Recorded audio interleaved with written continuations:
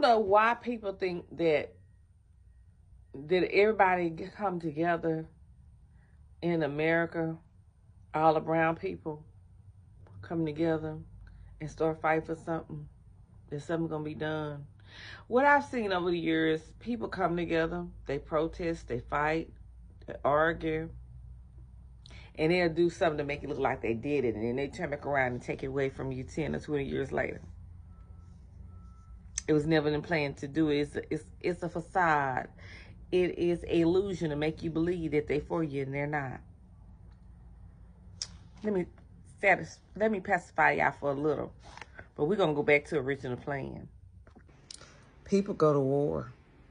There's lives been taken.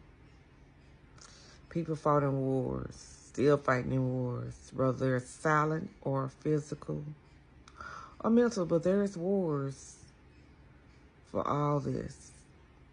But what brings me to think about this? Well, I went to a store and I went just to get probably a honey bun. And a person from a foreign country said, why don't people that is black or African American, brown skinned people, why they don't stand up? Why they don't come together to help overthrow some of this stuff? What was my response? We're all different. We're all different. Different in so many ways.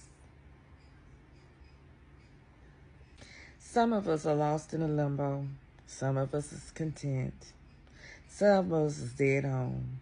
Some of us is sure.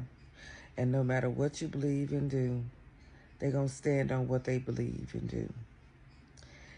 But one thing I can say, that all of us are different, even though we're clumped in one group, as if we all the same. A lot of us have different views, different values, different beliefs, different religions, different thoughts, different heritage. But somewhere, they're waiting for us, or they think that we are a glimpse of hope of taking back or taking control.